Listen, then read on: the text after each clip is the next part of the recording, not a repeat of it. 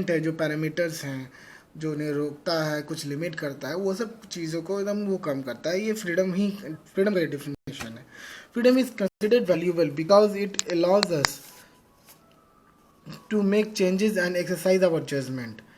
तो फ्रीडम जो है बिल्कुल वैल्यूएबल है, क्योंकि ये हमें अलाउ करता है टू मेक चॉइसेस।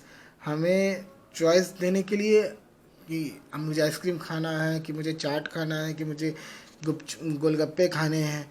तो इस टाइप की जो चीज़ें हैं, मतलब एक चॉइस जो होता है उस पर वो अलाउ करता है, एंड अपना जो उस पर निर्णय है उस पर वो भी अपना अधिकार देता है, और अपने निर्णय को इधर उधर एक्सरसाइज, मतलब एक्सरसाइज करने का जो ये जजमेंट है, ये फ्रीडम अलाउ करता है। इट भी permits the exercise of the individual power of reason and judgement. ये जो परमिट करता है और एक्सरसाइज करता है किसी भी इंडिविजुअल्स का जो रीज़न है, कारण, या फिर उसका जो जजमेंट है उसको देता है। The sources of constraint. तो कंस्ट्रेंट जो है उसके क्या क्या मुख्य जो सोर्सेस हैं वो क्या क्या हो सकते हैं। तो restrictions on freedom of individuals may come from domination and external controls. Such restrictions may be imposed by force, or they may be imposed by a government through laws which embody the power of the rulers over the people, which may have the backing of force. तो restrictions on freedom of individuals may come from dominations and external controls. तो freedom पे जो restrictions है किसी भी individuals पे, वो basically may come from dominations and external controls. तो वो मेनली आता है किसी भी डोमिनेशन से, या फिर बाहरी तरह के जो कंट्रोल है उससे, वो उसके कारण वो डोमिनेशंस आता है। एंड सच रिस्ट्रिक्शंस में बी इम्पोज बाय फोर्स, और यही जो रिस्ट्रिक्शंस है उसको फोर्स के मदद से इम्पोज किया जाता है, और दे में be impose by the government, या फिर सरकार की तरफ से ये इम्पोज किया जाता है थ्रू लॉज, कानून के तरफ से, which embody the power of rulers over the people. जो कि कानून जो है उसके तरफ से करता है। तो वो जो कानून है सिंपल है, जो पावर ऑफ द रूलर्स, तो वो लोगों पे अपना रूल करने का जो पावर है, लॉ है, कानून, वो अपने आप में ही मतलब ये चीज़ उसको ताकत देता है कि वो लोगों पे रूल कर सके। एंड विच में हैव बैकिंग ऑफ फोर्स, और उसका जो फोर्स है, मतलब जैसे कि आप मान के चलिए कि कानून है, इसमें सेक्शन 144 करके है कि 5 से ज़्यादा ग्रुप को नहीं देखेंगे। तो ये एक तरह से कानूनी है। एंड देन फिर इसको, इस कानून को तो मतलब रेगुलेट करने के लिए फोर्स चाहिए होता है, क्योंकि वो एक्टिवली देख रही होती है कि 5 से ज़्यादा लोग ना इकट्ठा हों। तो इसके लिए मतलब इस ढंग से मतलब गवर्नमेंट हैव द पावर। तो वो सच इज़ द, मतलब यहाँ पे हम लोग क्या है, कॉन्स्टेंट के डिफाइन कर रहे हैं, उसी के बारे में डिस्कशन हो रहा है। तो this was the form of constant represented by the colonial rulers over their subjects, और by the systems of apartheid in South Africa. तो यही एक कांस्टेंट था, एक फॉर्म ऑफ कांस्टेंट था, जो कि कॉलोनियल रूलर्स जो है मतलब वहाँ पे जो है दिखा रहे थे। जब आप साउथ अफ्रीका के बारे में जो नेल्सन मंडेला है वहाँ पे पढ़ रहे थे, तो वहाँ पे क्या था कि जैसे मान के चलिए कोई बाहर की सरकार आई यहाँ पे, जैसे इन्होंने बताया कि ब्रिटिश थे, फ्रेंच लोग थे, या फिर पोर्तुगल के लोग थे। ये कहीं पे यहीं पे था,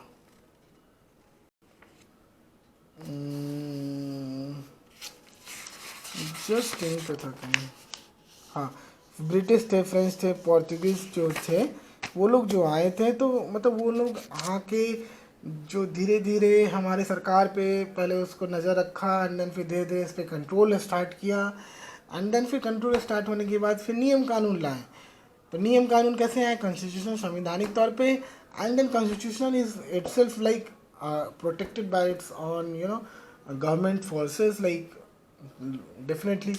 तो इस ढंग से मतलब ये सब चीज़ें हो रही थी। तो ये कंस्टेंट है, सोर्सेज के कंस्टेंट है। तो सम फॉर्म ऑफ गवर्नमेंट में be inevitable, but if the government is democratic one, the member of the state could retain some control over their rulers. तो किसी टाइप का जो गवर्नमेंट है वो कुछ कुछ होते हैं कि जैसे कि आप बात करें हम राजा वाले जो समाज होते हैं जिसमें कि मोनार्की सिस्टम जो होता है, साम्राज्यवाद जो है, साम्राज्य के सिस्टम जो होती है, उसके अलावा मतलब मेरा सेंस तो वही कह रहा है। But if the government is democratic one, लेकिन वो अगर वहाँ की सरकार अगर मोनार्की है तब तो ठीक है, जो गया सो गया, क्योंकि वहाँ तो सेंटर एक ही रहा मोनार्की, एंड देन फिर go and just capture that guy and then you have the entire country, ठीक है। बट अगर वही है जी कि अगर आपके पास आपका जो कंट्री है उस पर अगर डेमोक्रेसी है, डेमोक्रेसी होता क्या है उसमें, मतलब it's a power of people. तो डेमोक्रेटिक अगर वन है तो member of the state could retain some control over their rulers. तो स्टेट के जो राज्य के जो मेंबर है वो अपने रूलर पे कुछ कुछ कंट्रोल कर सकते, मतलब डेफिनेटली कुड रिटेन ईजिली, मतलब अपने रूलर पे जो अपने जो शासक हैं उस पर वो कंट्रोल कर सकते हैं। That is why democratic government is considered to be important means of protecting the freedom of people. और इसलिए जो डेमोक्रेटिक गवर्नमेंट है ये जो इम्पॉर्टेंट है किसी भी इंसान के लिए, लोगों को आज़ादी के प्रोटेक्ट करने के लिए बहुत ज़्यादा इम्पॉर्टेंट है ये democracy. But constraint on freedom can also result from social inequalities of kind implicit in the caste system or which result from extreme economic inequality in a society। लेकिन जैसे कुछ कंस्ट्रेंट हैं ऑन फ्रीडम, बाधाएं, कुछ ऐसे बाधाएं हैं जो कि आज़ादी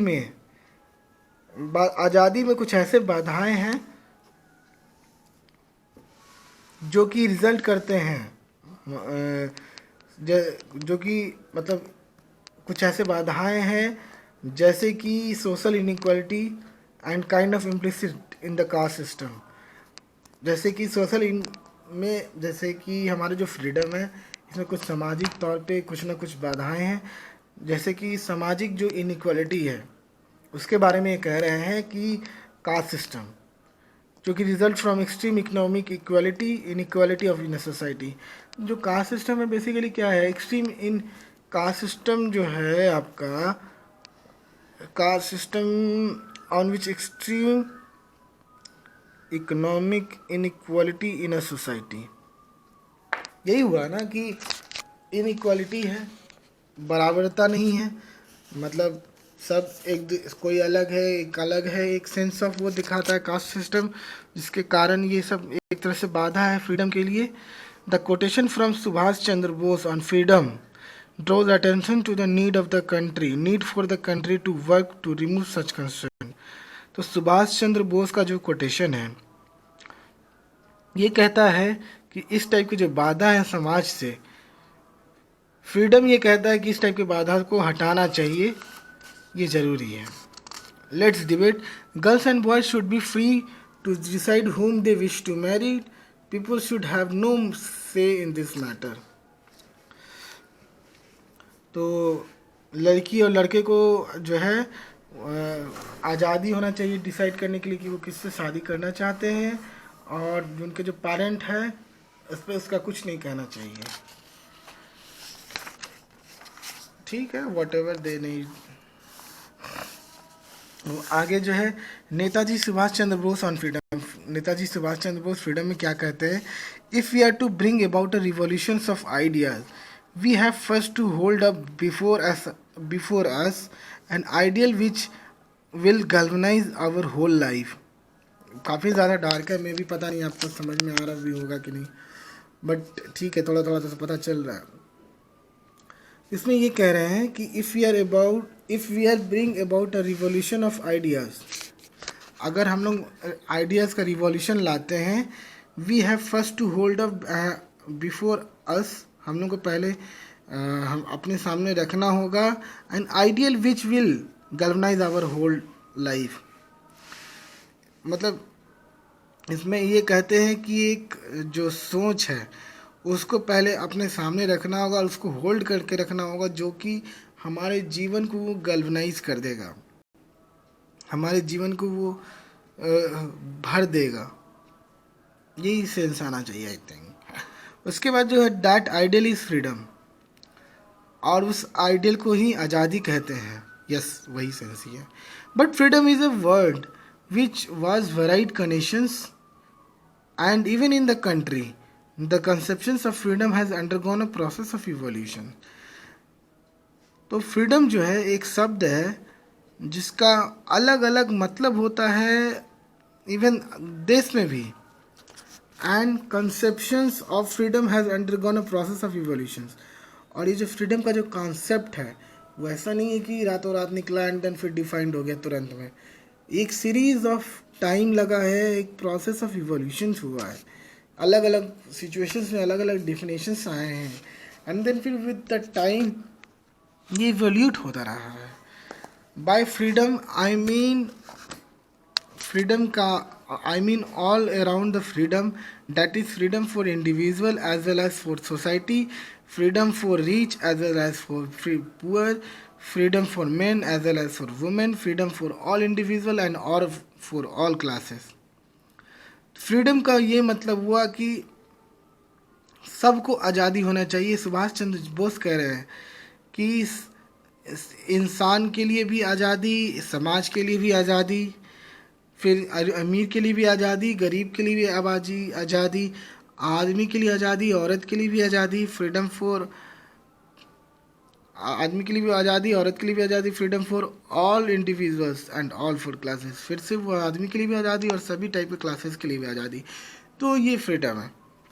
and freedom implies not only emancipation from political bondage but also equal distributions of wealth, abolitions of caste barriers and social inequalities, and destructions of communalism and religious intolerance।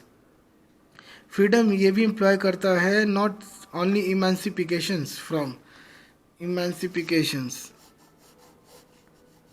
Emancipation freedom employs not only emancipation from political bondage. Political का जो political मतलब राजनीतिक जो bondage है उससे वो emancipate नहीं हो, मतलब ये भी कहता है कि इमेंसिपेट नहीं होना है। And also equal distributions of wealth, और ये भी कहता है कि बराबर वेल्थ जो है, मतलब वेल्थ को क्या कह सकते हैं हिंदी में, वेल्थ मतलब वही प्रॉपर्टी एंड ऑल, तो उनका बराबर डिस्ट्रीब्यूशन हो, ये फ्रीडम कहता है। उसके बाद ये भी ये कहता है फ्रीडम कि abolition of caste barriers and social inequities and destruction of communalism and religious intolerance. तो फिर फ्रीडम ये कहता है कि कास्ट बैरियर जो है उसको भी हटा देना, एंड सोशल इनिक्विटी, सामाजिक जो ऊपर नीचे ऊंच नीचे उसको भी हटाना, एंड डिस्ट्रक्शन ऑफ कम्युनलिज्म, और कम्युनलिज्म का भी डिस्ट्रक्शंस ये फ्रीडम कहता है। एंड रिलीजियस इंटॉलरेंस, और जो रिलीजियस इंटॉलरेंस है उसको भी कहता है। दिस इज द आइडियल विच में appear utopian to hard-headed man and woman, but ideal alone can appease the hunger in the soul। तो सुभाष चंद्र बोस के कह रहे हैं कि दिस इज आइडियल विच में appear यूटोपियन, ये एकदम सही है और ये बिल्कुल ऐसा लग रहा हो कि कहीं यूटोपियन टाइप से है, और एंड ये बिल्कुल यूटोपियन उन लोग को लग रहा होगा जो लोग हार्ड हेड मैन है एंड वो हार्ड हेड वोमेन है।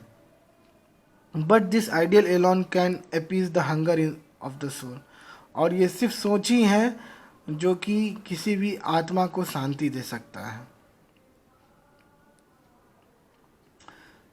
तो ये सुभाष चंद्र बोस जी का कहना था। उसके बाद यहाँ पे है why do we need constants, तो हमें बाधाएं क्यों चाहिए, क्योंकि बाधाएं रहेंगे तभी तो हम डिफाइन कर पाएंगे, तभी तो फ्रीडम आ रहा है। अगर फ्रीडम बाधा ही नहीं रहेगा तो फ्रीडम का मतलब क्या रहा। फ्रीडम तो बाधा नहीं रहे, बस यही है फ्रीडम कहता है, राइट। तो why do we need freedom, why do we need actually constants, बाधाएं क्यों चाहिए। तो we cannot live in a world where we have no constraints. हम एक ऐसा जीवन में नहीं रह सकते जहाँ पे हमारे पास बाधाएं ना हो। वी नीड सम कंस्ट्रेंट्स और else society would descend in chaos.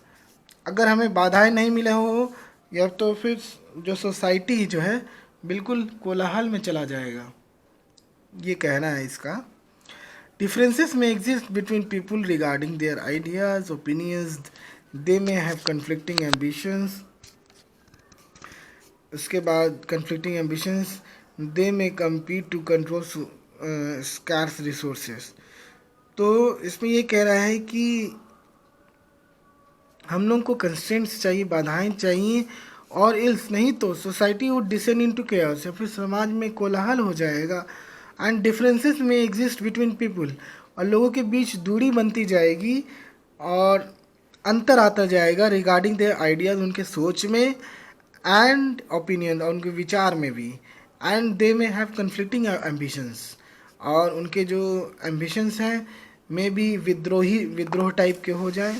They may compete to control scarce resources, और इवन जो स्कैर्स रिसोर्सेस हैं रिसोर्सेस को हिंदी में कह सकते हैं जो बहुत कम है रिसोर्सेज, वो दोनों को मतलब कंट्रोल करने के लिए मतलब कंपटीशंस हो जाएंगे। तो यहाँ पे कंस्टेंट्स जो हैं इम्पॉर्टेंट हो जाते हैं। There are numerous reasons why disagreements may develop in a society which may express themselves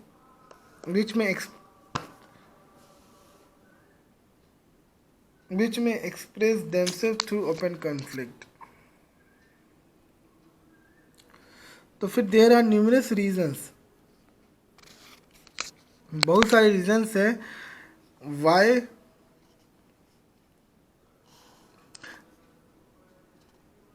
there are numerous reasons why disagreements may in develop in a society.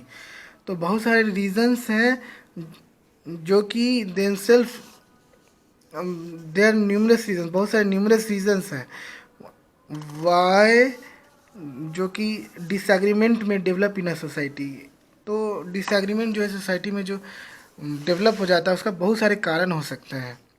Which may express themselves through open conflict, और कभी कभी ये हो सकता है कि विद्रोह के बीच तरह से मतलब ये एक्सप्रेस हो जाए। We see people around us ready to fight for all kind of reasons ranging from serious to the trivial. तो हम लोग अपने आसपास लोगों को देखते हैं कि वो हमेशा तैयार होते हैं to fight for all kind of reason, हर टाइप के कारण से लड़ने के लिए, जो कि बिल्कुल सीरियस होता है से लेके ट्रिवियल। ट्रिवियल मतलब ट्रिवियल तक, मतलब सीरियस से लेकर ट्रिवियल तक वो किसी भी टाइप के कारण के लिए वो लड़ने के लिए तैयार होते हैं। Rage while driving on the road पे ड्राइविंग करते वक्त वो क्या बोलते हैं, ईर्ष्या आ जाती है, रेज आता है। फाइटिंग ओवर पार्किंग स्पेसेस के लिए लड़ना। क्वारल ओवर हाउसिंग और लैंड, घर या फिर ज़मीन के लिए हल्ला होना। Disagreements regarding weather a particular film should be screened, सबके अलग अलग जो विचार होते हैं कि कोई पार्टिकुलर मूवी जो है उसको दिखाना चाहिए। All this and many other issues can lead to conflict and violence, perhaps even loss of life.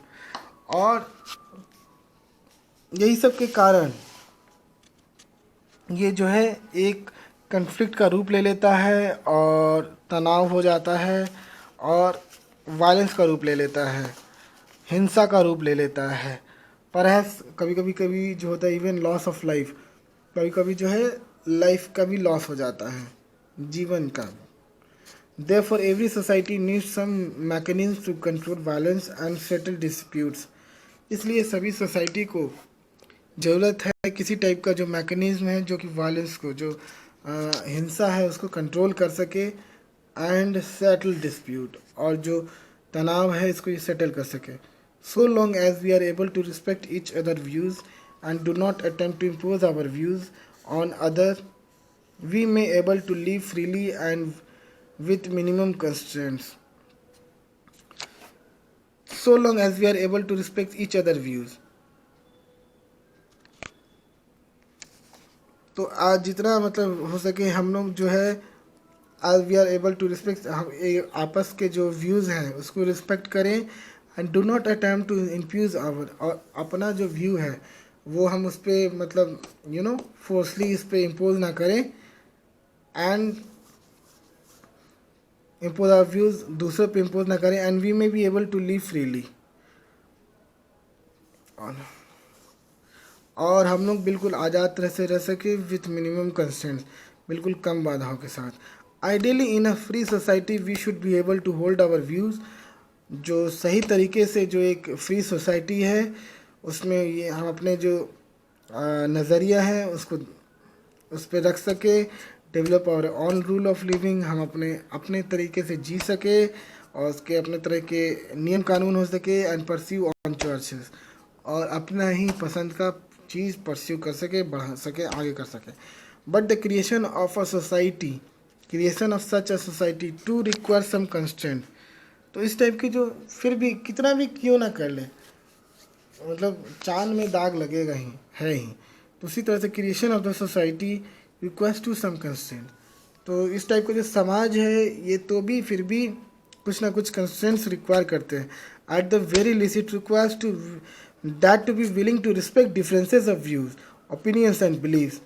अगर कुछ कंस्टेंट नहीं है, रिस्ट्रिक्ट नहीं करते हैं, सबसे कम से कम तो ये तो होगा ही कि एक दूसरे के व्यूज़ को रिस्पेक्ट करें एंड एक दूसरे के जो व्यूज़ हैं, ओपिनियन है, जो बिलीव्स है, जो मानना है, उन लोग का मतलब ये विलिंगनेस होना चाहिए रिस्पेक्ट करने का। ठीक है, मतलब ठीक है डिफरेंट है बट आप उसको रिस्पेक्ट करें, ये जो चीज़ है ये इम्पॉर्टेंट है। We think that a strong commitment to our beliefs requires that we must oppose all those who differ from reject our views. We see their views or ways of living as unacceptable or even undesirable. तो हम लोग ये सोचते हैं कि strong commitment जो है ये ज़रूरी है कि स्ट्रॉन्ग कमिटमेंट जो है belief requires that we must oppose. जो हमारा जो स्ट्रॉन्ग कमिटमेंट है इसका मतलब ये नहीं हुआ कि हमें और दूसरों के जो व्यूज़ हैं उन लोगों का मतलब अपोज कर रहे हैं और हम अपना मान रहे हैं। वी सी देयर व्यूज़ और ways of living as unacceptable, और हम लोग उनके व्यूज़ और उनके जो जीने के तौर तरीक़ों को अनएक्सेप्टेबल मानते हैं एंड इवन अनडिजायरेबल, और हम चाहते भी नहीं हैं।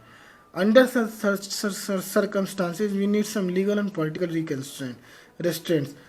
तो इस टाइप के जो सिचुएशंस हैं, इस टाइप की स्थिति में हम लोग को कोई लीगल और पॉलिटिकल रेस्ट्रेंट्स, मतलब लीगली यानी कानूनी रूप से और फिर राजनीतिक रूप से हमें मतलब रिस्ट्रेंट्स चाहिए to ensure that differences may be discussed and debated without one grouping coercively imposing its views on the other. तो मतलब ये रिस्ट्रेंस चाहिए ये ताकि जो है सबके जो डिस्कशंस हैं, जो डिबेट जब होता है तो सबके डिस्कशंस जो हैं वो हो अच्छे से एंड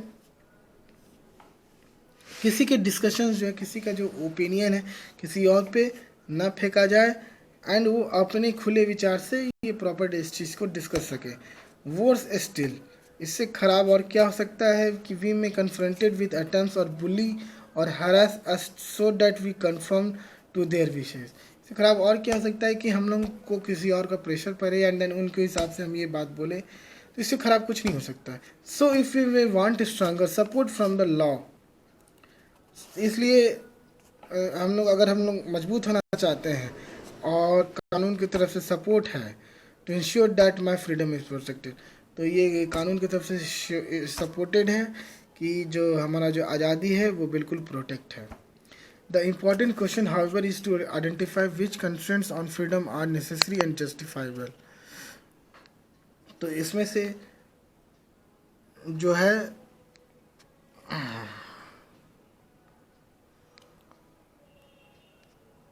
एक सेकेंड,